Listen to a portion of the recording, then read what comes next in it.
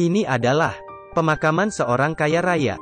Melihat muka semua anaknya, bukan saja tidak merasa sedih, tapi mereka juga diam-diam merasa senang. Anak sulung menaburkan serbuk ayahnya di atas peti mati.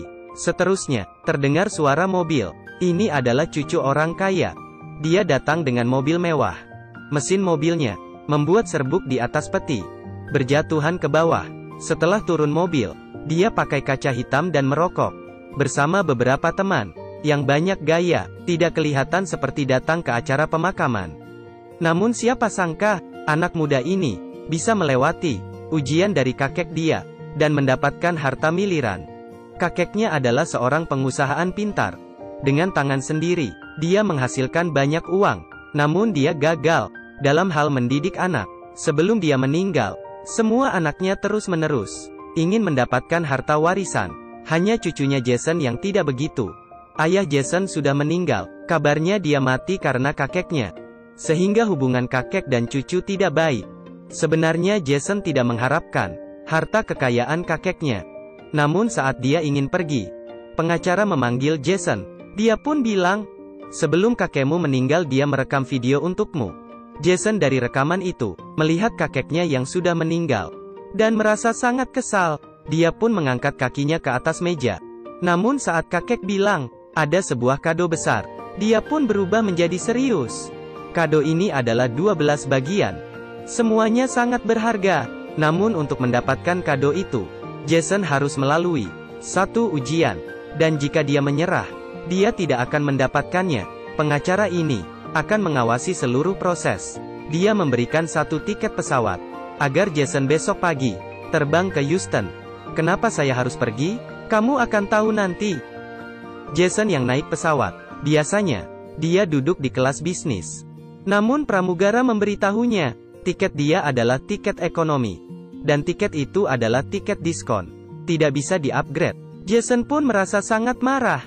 Selama ini, dia tidak pernah duduk di kursi ekonomi. Sial. Setelah turun pesawat, seorang petani kakek tua menjemput Jason. Nama kakek itu adalah Gus. Dia adalah teman baik kakek Jason. Jason pun bertanya di mana kadonya. Gus pun ketawa dan tidak menjawab. Keesokan hari jam 5 pagi, Gus membangunkan Jason. Melihat Jason yang masih bermalasan, dia pun menyetrum dia dengan listrik. Pagi. Apa masalahmu? Gus membawa Jason ke kebun dia untuk memasang kayu pagar. Setiap kayu akan mendapatkan $1. Dulunya, kakeknya pernah mengerjakan pekerjaan itu. Namun Jason tidak menganggap uang yang sedikit itu. Setelah Gus pergi, dia pun mulai tidur di atas kayu. Melihat Jason yang pemalas, Gus hanya tinggal diam. Dan setiap pagi jam 5, dia membawanya ke kebun. Jason pun sadar, mungkin ini adalah ujian pertama dia. Daripada bosan, akhirnya dia mulai memasang kayu pagar ke tanah. Awalnya dikerjakan dengan kacau. Gus sangat kecewa. Namun setelah beberapa hari, Jason memasang kayu pagar dengan rapi dan sangat bagus. Jason akhirnya melalui ujian pertama.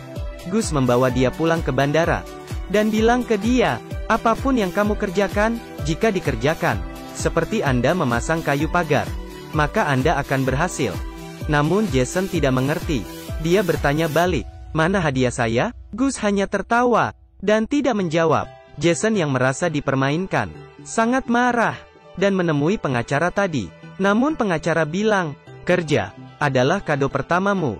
Jason pun kesal dan merasa dipermainkan. Dia pun ingin menyerah. Namun pengacara suruh dia tetap bertahan karena kejutan ada di akhirnya. Jason akhirnya pulang ke rumahnya. Dia sangat terkejut. Apa yang terjadi? Pria ini sebelumnya adalah orang kaya raya. Namun sekarang dia miskin. Rumah mewah diambil orang. Semua perabot dikosongkan. Saat dia ke tempat parkir, mobilnya juga diambil orang. Dan semua ini adalah rencana dari kakeknya yang sudah meninggal. Kakeknya bilang ke dia, ketika kamu serba tidak ada, dia akan mengerti tentang kehidupan. Dulunya Jason menghabiskan sebagian besar waktu bersama teman-temannya. Ujian seterusnya adalah dalam 1 bulan, dia harus menemukan teman sejati. Jason pun mencari pacarnya. Saat Jason masih kaya raya, pacarnya sangat baik. Mereka pacaran lumayan lama, dan mereka pasti ada perasaan. Keduanya datang ke sebuah restoran mewah, dan memesan sebotol wine mahal. Namun saat ingin bayar, semua kartu kredit Jason sudah dibekukan. Jason pun meminta bantu pacarnya, agar dia membayar sekali. Namun pacarnya malah nangis. "Apa? Kamu suruh saya bayar? Lelaki bajingan, bye-bye." Pacarnya pergi begitu saja, seperti dia ditipu oleh Jason.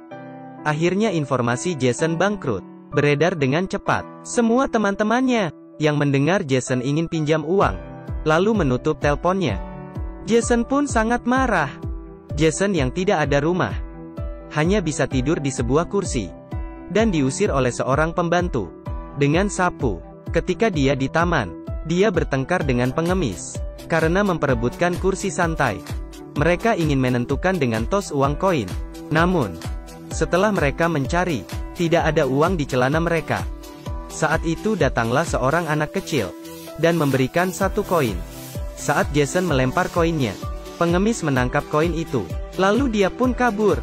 Jason pun kesal dan merasa dirinya sangat bodoh dan terus-menerus dikerjain orang.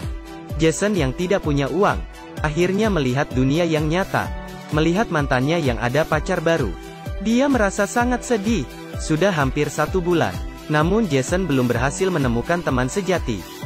Hari itu, saat Jason terbangun dari tidur, melihat pengemis serang mengganggu ibu dan anak, dia pun meneriak dan mengusir pengemis itu.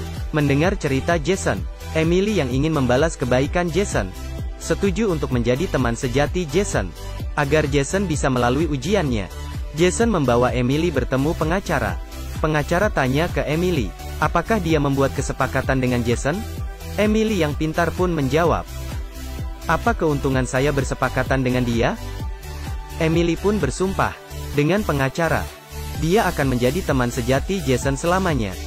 Namun Jason tidak berpikir begitu. Setelah berhasil, dia pun meninggalkan anak kecil itu. Dia tidak sadar, Emily yang sangat sedih, walaupun dia masih kecil. Namun dia sangat pintar. Akhirnya Jason menerima sebuah tiket. Dia kira dia bisa dapat harta warisan. Namun setelah dia lihat, angkanya sangat sedikit. Itu adalah gaji dia di kebun, sebesar $1.600. Kakek berharap Jason bisa pakai uang itu untuk membantu orang yang membutuhkan. Jason terpikir pengemis kemarin, dia ingin kasih $100. Saat dia memanggilnya, pengemis itu malah kabur. Rupanya dia ketakutan karena merampok tas. Di dalam tas, Jason menemukan kartu pengenal mamanya Emily, dan juga tagihan rumah sakit Emily. Dia baru tahu, Emily lagi sakit parah. Jason ke rumah sakit, melihat Emily yang tidak memiliki rambut. Agar Emily tidak merasa malu, dia meletakkan tas di meja dan pergi.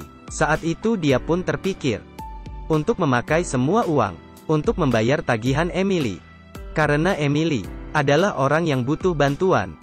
Tanpa dia ketahui, Jason menerima kado ketiga, yaitu kerja, teman sejati, dan makna dari uang.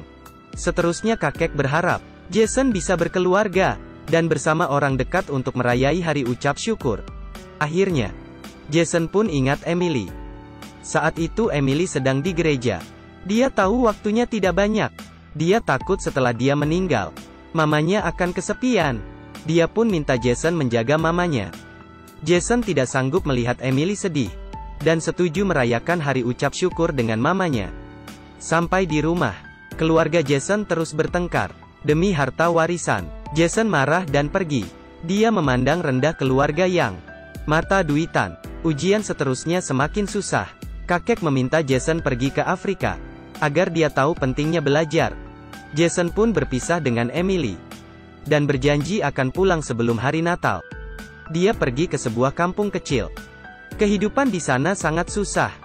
Namun semua orang sangat bahagia. Jason bekerja di sebuah perpustakaan yang didirikan oleh kakeknya, dan belajar banyak ilmu dari buku. Jason datang ke sini, ada alasan lain. Ayahnya dulu meninggal di situ. Hari itu, Jason bersama warga setempat pergi ke lokasi kematian ayahnya. Dia baru tahu, rupanya dulu ayahnya bosan dengan bisnis keluarga, dan ingin kabur dengan pesawat. Dan terjadi kecelakaan. Jason pun sadar, dia salah paham dengan kakeknya. Dia pun diam di depan pesawat, dan tidak tahu ada bahaya yang mendekatinya. Sekelompok penjahat menculik cucu orang kaya, dan mengurungnya di kamar kecil, untuk menebus uang yang banyak. Namun setelah 1 bulan, tidak ada tembusan. Hari itu mereka membawa Jason keluar dari kamar kecil. Matanya ditutup, lalu terdengar suara, "Senjata api. Saya ada uang. Mohon, Tuhan, ada yang mengerti apa yang saya bilang?" Jason sangat ketakutan. Namun setelah suara tembakan, Jason sadar dia belum mati. Rupanya hari ini adalah hari Natal. Penjahat hanya merayakan dengan tembakan. Jason yang sudah sadar, saat penjahat lagi mabuk, diam-diam kabur. Di tengah jalan, dia teringat orang yang menemaninya. Dibalik lagi ke situ, dan membawa orang itu kabur. Setelah melewati hal itu, Jason akhirnya mengerti, hidup dan kebebasan adalah harta yang berharga. Jason pun balik ke negaranya. Hanya mamanya Emily yang menunggunya. Lalu Jason ke rumah sakit untuk menjenguk Emily. Emily semakin lemah karena Jason yang diculik di Afrika. Dia tidak tepati janji untuk merayakan Natal dengan Emily. Emily pura-pura marah dan minta Jason tepati janji. Jason menghubungi Gus, lalu membawa Emily dan mamanya ke kebun. Gus pun membuat rumah sesuai dengan suasana Natal, dan dia membuat salju palsu. Emily yang berjalan di atas salju, melewati Natal yang paling bahagia, dan Natal terakhirnya. Malamnya, Jason menerima rekaman kakeknya. Dia berharap Jason bisa mengejar mimpinya dengan berani. Namun selama ini, Jason yang melewati hari demi hari, tidak memiliki mimpi sendiri. Jason menemui Emily, dan bertanya tentang mimpi Emily. Emily bilang, "Mimpi saya adalah bersama orang yang kucintai. Mereka saling mencintai. Mereka mencintai saya."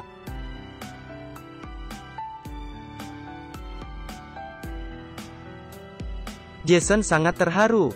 Dia menemui pengacara itu, dan memberitahu tentang mimpinya, untuk membantu orang lain, untuk mencapai mimpinya. Setelah dengar itu, tanpa khawatir dia memberikan cek $1 juta kepada Jason. Setelah melewati ujian-ujian, pertumbuhan Jason membuat semua orang terkagum. Jason menjadi orang kaya lagi. Namun dia tidak kembali ke kehidupan dia dulu. Dia menggunakan uangnya untuk membangun bisnis. Karena dorongan dari Emily, dia merancang sebuah proyek senilai $3,5 miliar. Diberi nama Yayasan Emily. Digunakan untuk membantu orang yang sedang berjuang dari penyakit. Tiba-tiba, Mama Emily menelpon Jason. Mukanya pucat. Saat mereka sampai di rumah sakit, Emily sudah pergi.